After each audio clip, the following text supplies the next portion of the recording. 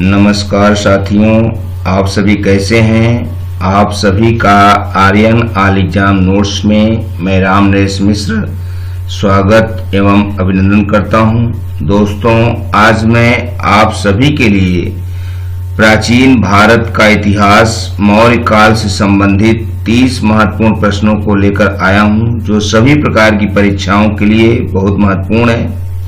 मौर्य काल के संबंध में आप जरूर अध्ययन करिए और अपने परीक्षा की तैयारी करिए। तो आपका समय ज्यादा न गवाते हुए आइए हम सब अपने वीडियो की शुरुआत करते हैं।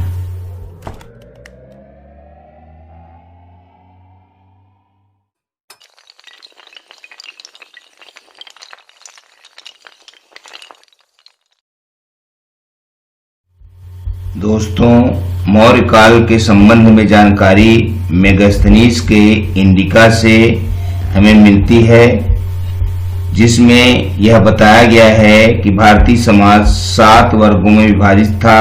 दार्शनिक, किसान, अहीर, पशुपालक, कारीगर, सैनिक, सभासद। दोस्तों, हम अशोक की मृत्यु के बाद उसका उत्तराधिकारी कौन बना, इस संबंध में यह निश्चित तौर पर विवाद का विषय मान सकते हैं, परंतु यह निर्विवाद रूप से कहा जा सकता है कि इस वंश का अंतिम शासक बृहदत्त था, जिसकी हत्या 185 ईसा पूर्व में एक ब्राह्मण मौर्य सेनापति पुष्यमित्र शुंग ने कर दी थी और मौर्य वंश के स्थान पर एक नए वंश शुंग वंश की स्थापना हुई थी। दोस्तों, आज हमने मौर्य वंश से बहुत ही महत्वपूर्ण प्रश्नों को चुना है, जो अक्सर परीक्षाओं में पूछे गए हैं। तो आइए हम सब अपने प्रश्नों की शुरुआत करते हैं। प्रश्न 1, मौर्य वंश के शासन के दौरान स्थानिक कौन था? तो दोस्तों, यहाँ दिए गए ऑप्शनों के अनुसार हमारा सही ऑप्शन बी है, प्रांतीय प्रशासक। मौर्य वंश के शासन के दौरान जो प्रांतिक प्रशासक होते थे, उन्हें स्थानिक कहा जाता था। प्रश्न 2, मौर्य वंश के तत्काल बाद किस वंश ने आकर मगध राज्य पर शासन किया? तो यह निश्चित रूप से इसका दिया गया ऑप्शन बी सही है, शुंग वंश।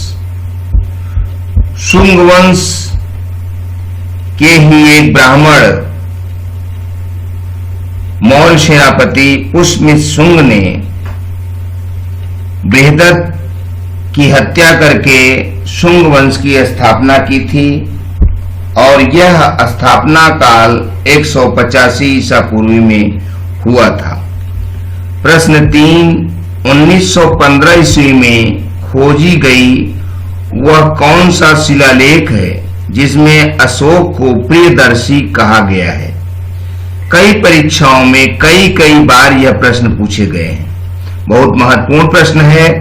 तो इसका दिया गया ऑप्शन सी सही है, मास्की शिलालेख। 1915 ईस्वी में मास्की शिलालेख की खोज हुई थी, जिसमें अशोक को प्रियदर्शी कहा गया है। प्रश्न 4, मानसेहरा तथा शाहबाजगढ़ी स्थित अशोक के बृहद शिलालेखों में प्रयुक्त लिपि कौन सी है? तो यहां दिए गए ऑप्शनों में से सही ऑप्शन सी है, खरोष्ठी लिपि। मानसेहरा तथा शाहबाजगढ़ी स्थित अशोक के बृहद शिलालेखों में खरोष्ठी लिपि का प्रयोग किया गया है। प्रश्न 5, किस मौर्य नरेश ने नागार्जुनी पहाड़ियों में गुहा विलेख उत्तीर्ण कराए तथा देवानांपे की राजकीय उपाधि धारण की थी? तो यहां दिए गए ऑप्शनों में से सही ऑप्शन बी है, दशरथ।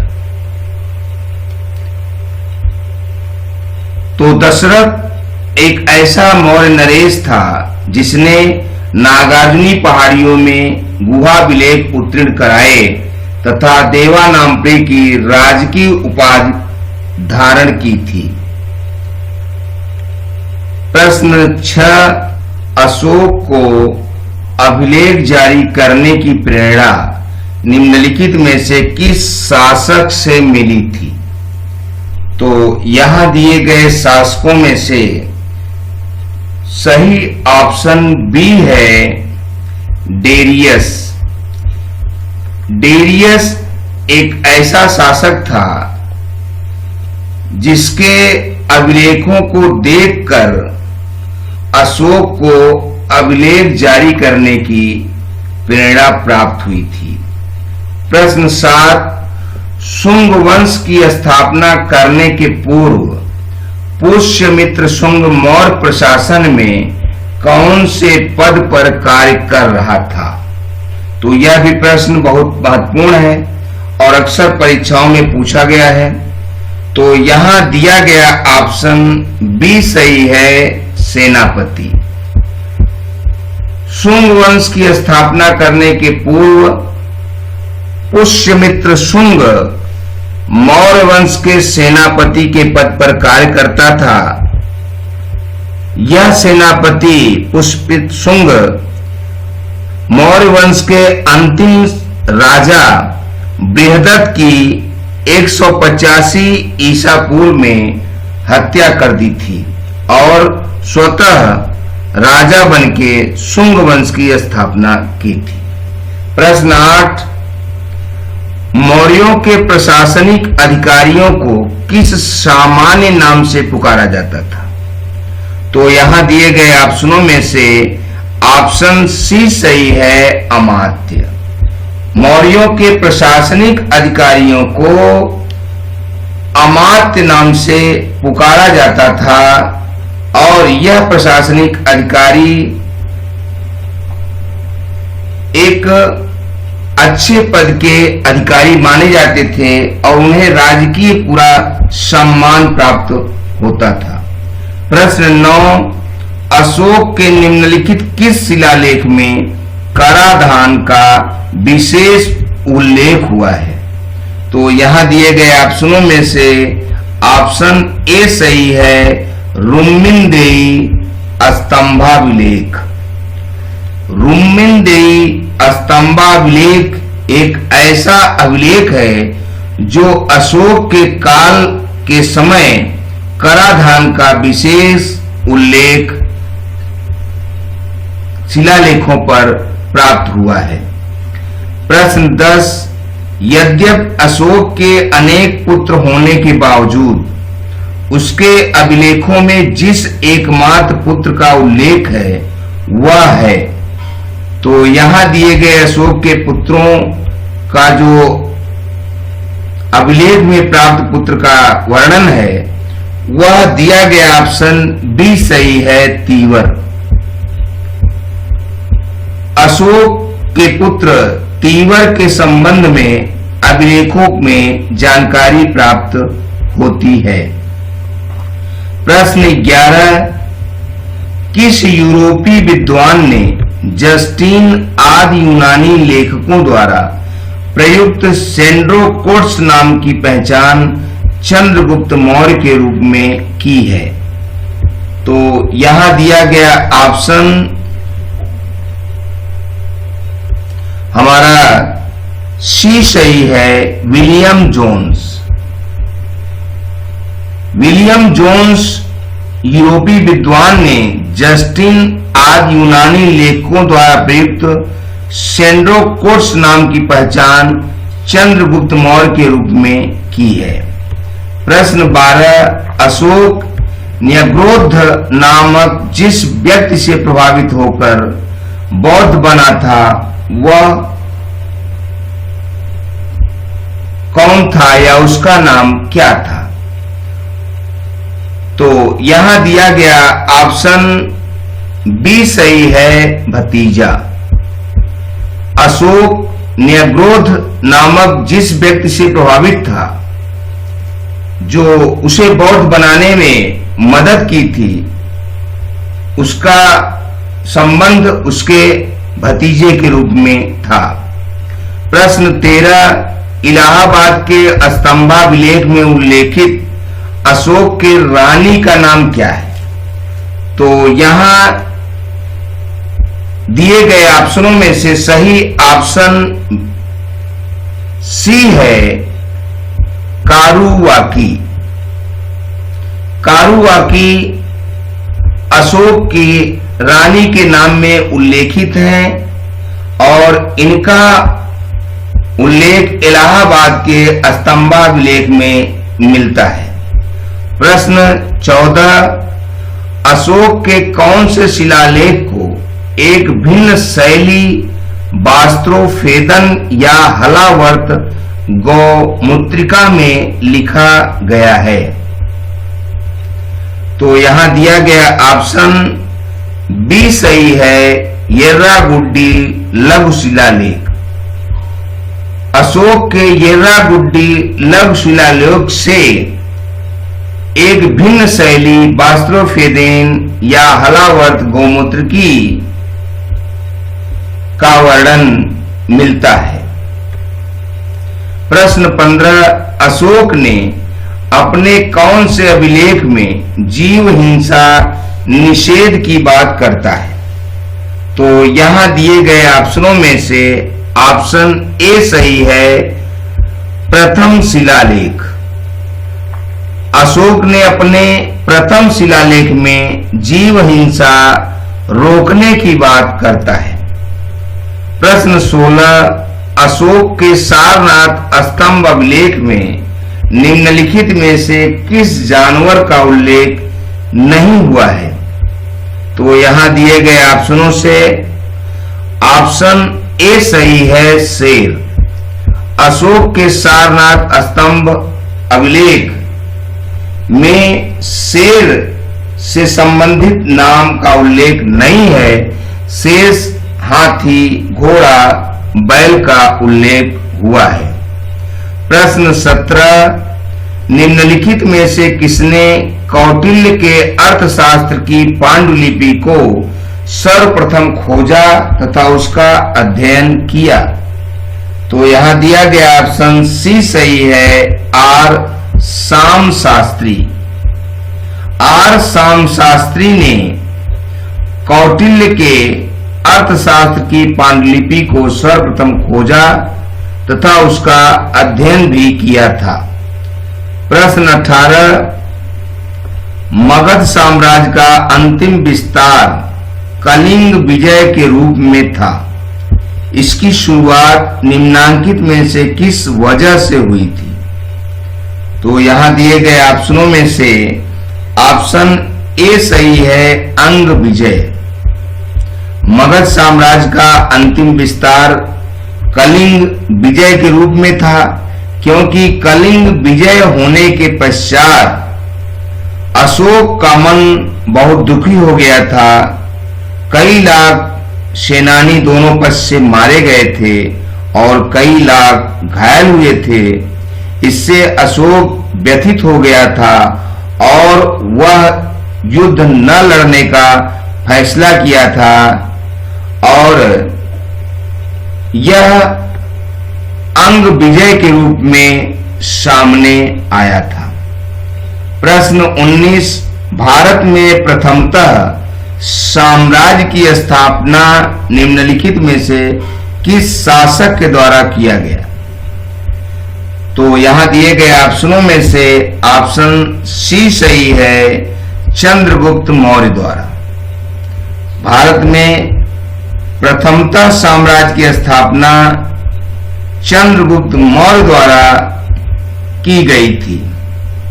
प्रश्न 20, कौटिल्य के अर्थशास्त्र का प्रतिपाद्य विषय क्या है? तो यहां दिए गए ऑप्शनों में से ऑप्शन डी सही है, शासन के सिद्धांत। कौटिल्य के अर्थशास्त्र का प्रतिपाद्य विषय शासन के सिद्धांत हैं। शासन के विषय में कौटिल्य ने अपने अर्थशास्त्र में वर्णन किया है और वह चंद्रगुप्त मौर्य के शासन से संबंधित बहुत सी बातें उसमें बताई गई हैं। प्रश्न 21, पत्थर पर अंकित प्राचीनतम शिलालेख में कौन सी भाषा का प्रयोग किया गया है? तो यहां दिया गया ऑप्शन सी सही है, प्राकृत। पत्थर पर अंकित प्राचीनतम शिलालेख में प्राकृत भाषा का प्रयोग किया गया है। प्रश्न 22, उत्तराखंड में सम्राट अशोक के शिलालेखों की एक प्रति कहां मिली थी? तो यहां दिए गए ऑप्शनों में से ऑप्शन डी सही है, कालसी। उत्तराखंड में सम्राट अशोक के शिलालेखों की एक प्रति कालसी से प्राप्त हुई थी। प्रश्न 23, मेगस्थनीज ने भारतीय समाज को कितने श्रेणियों में विभाजित किया था? तो यहां दिया गया हमारा ऑप्शन डी सही है, 7। मेगस्थनीज ने भारतीय समाज को 7 भागों में बांटा था, जिसमें दार्शनिक, किसान, अहिर या पशुपालक या ग्वाला, कारीगर, सैनिक, सभासद या पार्षद शामिल थे। प्रश्न 24, मौर्य काल में शिक्षा का सर्वाधिक प्रसिद्ध केंद्र क्या था? तो यहां दिए गए ऑप्शनों में से ऑप्शन सी सही है, तक्षशिला। तक्षशिला मौर्य काल में शिक्षा का बहुत बड़ा केंद्र था, जहां 10,000 विद्यार्थी अध्ययन करते थे और कई विषयों की शिक्षा भी वहां दी जाती थी। प्रश्न 25, निम्नलिखित में से कौन सा एक अन्य तीनों का समसामयिक नहीं था? तो यहां दिया गया हमारा ऑप्शन सी सही है, मिलिंद। मिलिंद इन बिंबिसार, गौतम बुद्ध और प्रसेनजीत के समय में नहीं था, अतः यह दिया गया ऑप्शन तीनों से अलग है। यहां दिया गया ऑप्शन सी सही है। प्रश्न 26, वह शासक कौन था जिसने राज सिंहासन पर बैठने के लिए अपने बड़े भाई सुसीम की हत्या की थी?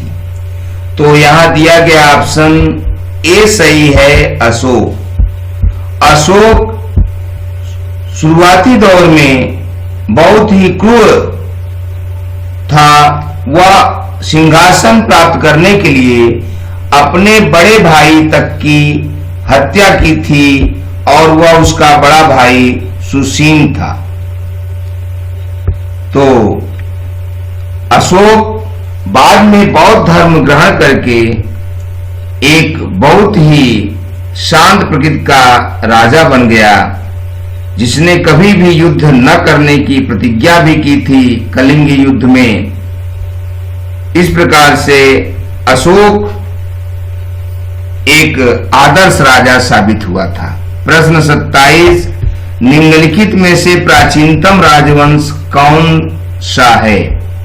तो यहां दिया गया ऑप्शन ए सही है, मौर्य। यहां दिए गए वंशों में से प्राचीनतम राजवंश मौर्य वंश था। प्रश्न 28, मौर्य साम्राज्य में प्रचलित मुद्रा का नाम क्या था? तो यहां दिए गए ऑप्शनों में से ऑप्शन ए सही है, पण। मौर्य साम्राज्य में जो मुद्रा प्रचलित थी उस मुद्रा का नाम पण था। प्रश्न 29, पाटलिपुत्र में स्थित चंद्रगुप्त का महल मुख्यतः किसका बना था? तो यहां दिए गए ऑप्शनों में से ऑप्शन सी सही है, लकड़ी का। मौर्यकालीन ग्रंथों से यह पता चलता है कि पाटलिपुत्र अर्थात पटना में स्थित चंद्रगुप्त का महल लकड़ी का बना था, जो बहुत ही विशाल क्षेत्रों में वह महल फैला हुआ था और दुर्गीकृत था और वहां किसी का पहुंचना मुश्किल था। और इस वीडियो का अंतिम प्रश्न नंबर 30, चंद्रगुप्त मौर्य ने सेल्यूकस को कब पराजित किया? तो यहां दिए गए ऑप्शनों में से ऑप्शन बी सही है, 305 ईसा पूर्व। चंद्रगुप्त मौर्य ने सेल्यूकस को 305 ईसा पूर्व में पराजित किया था। दोस्तों, आज मैं आप सभी के लिए 2 सवाल भी दिया हूं। इन सवालों के उत्तर हमें कमेंट बॉक्स में जरूर बताएं और यदि हमारे चैनल आपको पसंद आ रहे हैं तो इस चैनल को जरूर सब्सक्राइब करें, बेल आइकन की घंटी दबाएं, अपने दोस्तों में इसे शेयर करें, लाइक करें, जिससे मैं आप सभी को नए नए बेहतरीन वीडियो बना के प्रेषित करता रहूं, आपकी परीक्षाओं की तैयारी करता रहूं और हमारा भी आप उत्साहवर्धन करते रहें।